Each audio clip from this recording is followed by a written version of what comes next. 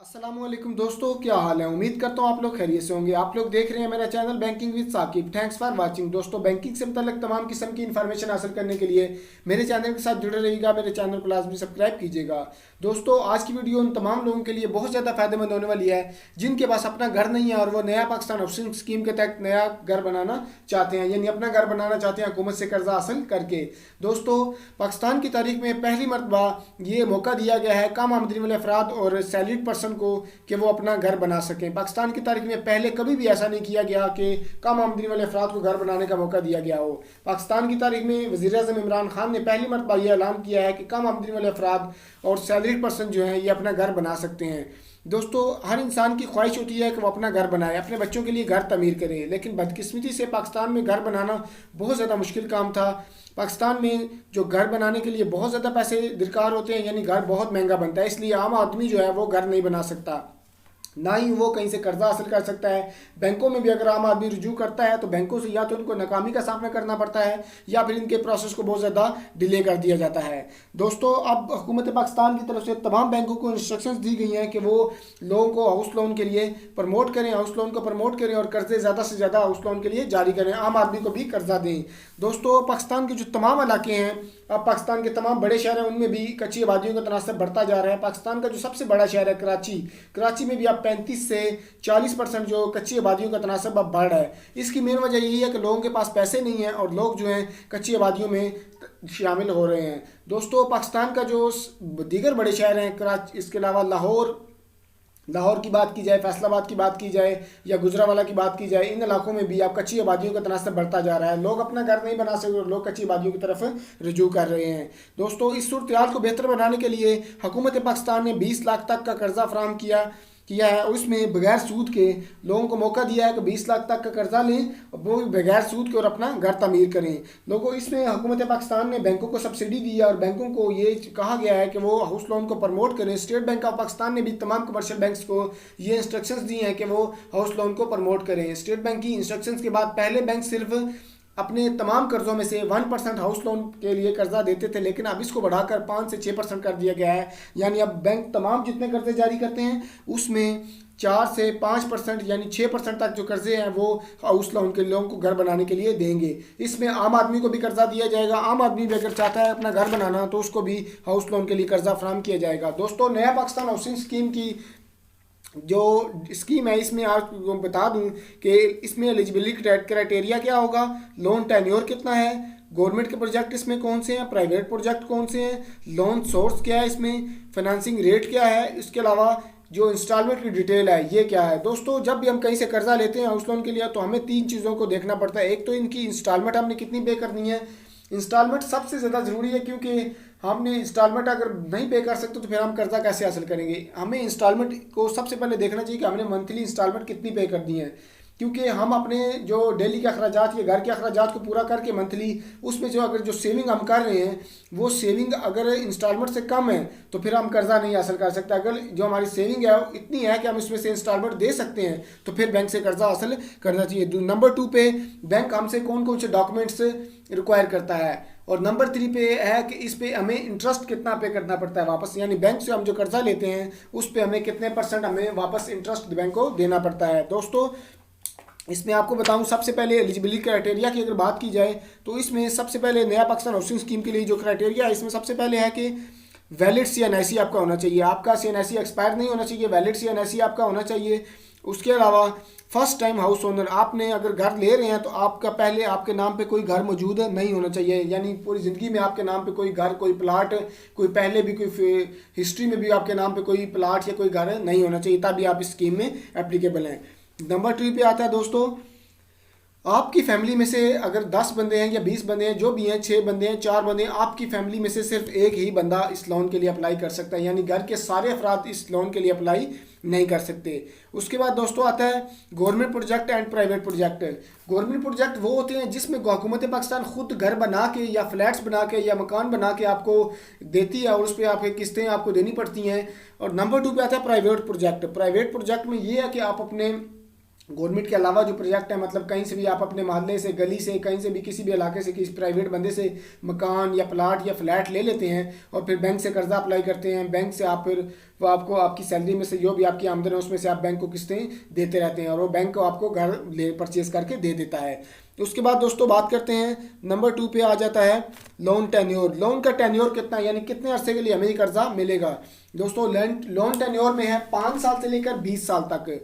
5 साल कम से कम और ज़्यादा से ज़्यादा 20 साल तक आप आसानी के साथ 20 साल तक भी कर्जा वापस कर सकते हैं। अगर आप किस्त नहीं ज़्यादा पे कर सकते तो आपको बेहतर ये है कि आपको 20 साल तक का कर्जा लें, उसमें आपकी किस्त की रकम जो है वो कम हो जाएगी, यानी किस्त छोटी हो जाएगी, आप आसानी के साथ किस्त पे कर सकते हैं। यानी आप अपने घर में अगर कहीं पे किराए पे रहते हैं तो आपके घर का जो किराया है वो आप बेहतर यह है कि आप वही किराया देते रहें, अपना घर ले लें, वही किराया देते रहें, जो आप किराया था वही आप इंस्टॉलमेंट आप पे कर दें तो आपका वही जो कुछ अरसे बाद 20 साल बाद आपका वही घर अपना हो जाएगा। लेकिन अगर आप जैसे किराए पे रहते हो तो आप जितने मर्जी साल किराया देते रहें तो आपका वो घर अपना नहीं होता, आखिरकार वो आपको छोड़ना ही पड़ता है। इसमें आप 5 साल, 6 साल, 7 साल, 8 साल, 10 साल, 12 साल, 15 साल, 20 साल, जितना आपका टाइम मर्जी है आप उतने साल के लिए कर्जा हासिल कर सकते हैं, उतने साल आपको बैंक को वापस करना होगा।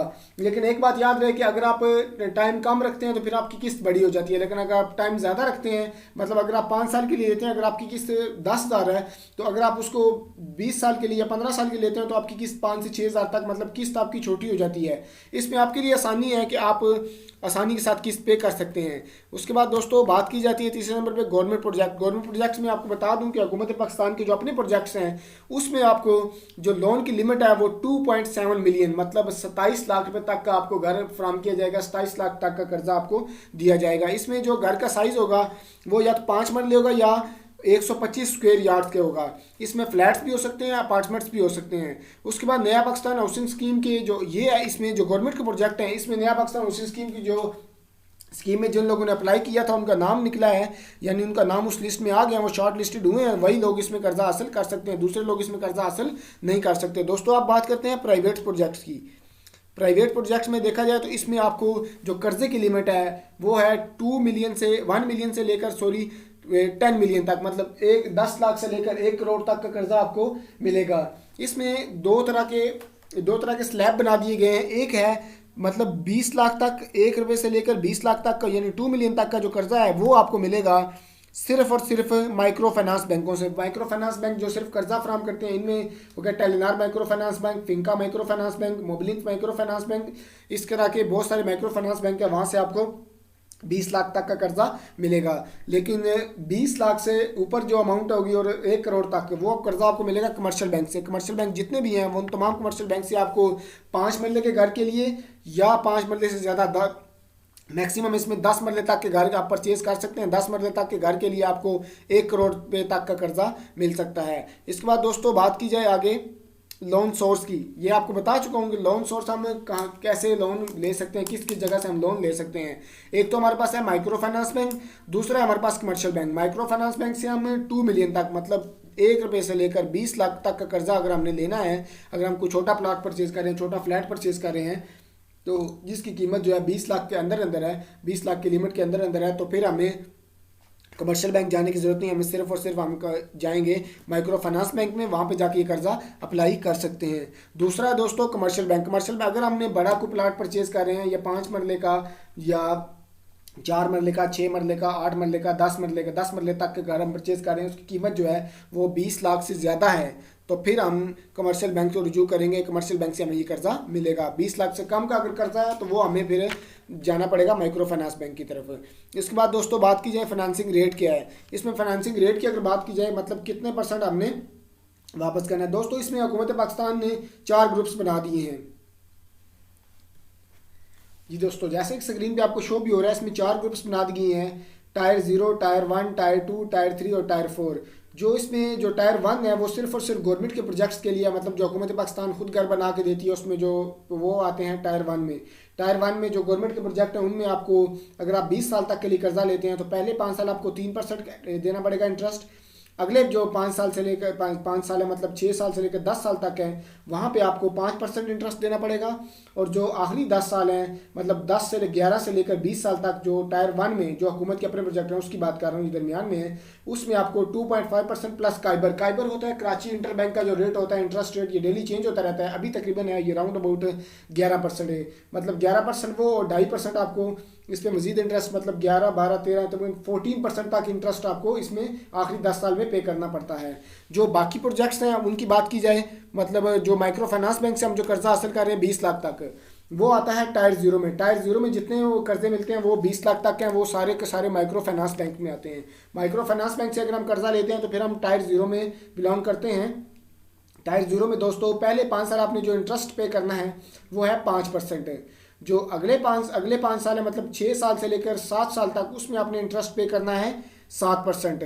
दोस्तों जो आखिरी 10 साल हैं मतलब आपके जो 11वें साल से लेकर 20 साल तक, जो आखिरी 10 साल हैं उसमें आपने 7% प्लस काइबर, मतलब काइबर जो कराची इंटर बैंक का रेट बता चुका हूँ वो तकरीबन 11%, 11 और 7 18% आपको आखिरी 10 साल में पे करना पड़ेगा।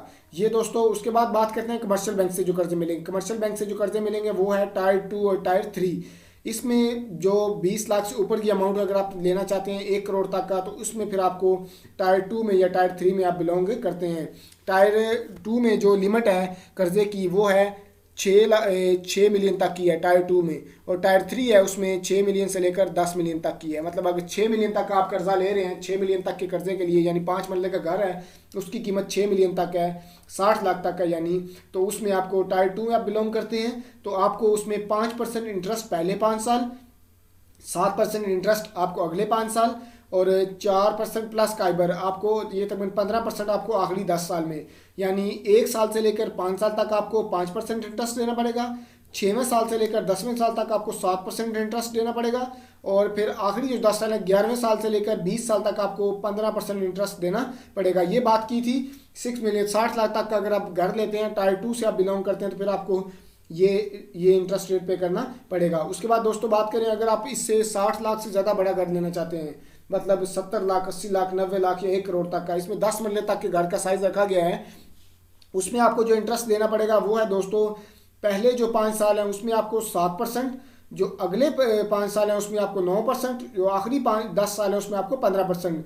यानी 1 साल से लेकर 5 साल तक आपको 7% इंटरेस्ट देना पड़ेगा टोटल रकम पे, और उसके बाद जो अगले 5 साल है उसमें आपको पहले 6 साल से लेकर 10 साल तक है उसमें आपको 9% देना पड़ेगा, क्योंकि ये बड़े घर हैं, यहाँ पे बड़े साइज़ का कौन जो कर्जे की रकम वो भी ज़्यादा है, इसलिए आप यहाँ पे इंटरेस्ट रेट इस टायर में ज़्यादा है कंपैरेटिवली। उसके बाद जो आखिरी 10 साल हैं उसमें आपको 15% इंटरेस्ट देना पड़ेगा। तो दोस्तों इसके बाद आगे देखते हैं इंस्टॉलमेंट का जो स्केड्यूल है उसकी बात की जाए कि इंस्टॉलमेंट की डिटेल की। अगर छोटा सा ये स्केड्यूल बनाया गया, इसमें अगर मैं आपको बता दूं कि अगर आप टायर 1 में 5 लाख तक का कर्जा लेते हैं तो आपको जो पहले 5 साल आपकी किस्त होगी वो होगी 3,300। जो आखिरी 5 साल, आखिरी जो 10 साल मतलब 6 साल से लेकर 10 साल तक आपकी किस्त होगी 3700 रुपया। पहले 5 साल थी 3300 रुपया, अगले 5 साल थी 3700 रुपया। इसमें मेन वजह यही है कि अगले 5 साल में इंटरेस्ट रेट बढ़ जाता है, इसलिए किस्त की रकम भी बढ़ जाएगी, पहले 3300 फिर 3700।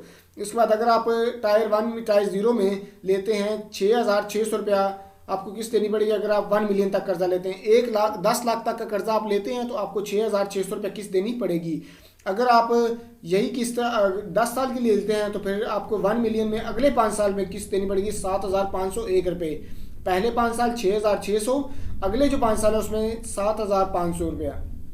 उसके बाद बात की जाए अगर टायर 0 में आप ले रहे हैं 2 मिलियन यानी 20 लाख तक का, जो टायर 0 की सबसे बड़ी लिमिट है वो 20 लाख है, 20 लाख तक का कर्जा लेते हैं तो आपको पहले 5 साल जो आपको 13,199 रुपये, जो आखिरी 5 साल है मतलब 5 साल से लेकर 10 साल तक का कर्जा आप लेते हैं तो आखिरी 5 साल में आपको 15,000 रुपये इसकी किस्त अदा करना पड़ेगी। ऐसे ही बात करते हैं दोस्तों टायर 1 की।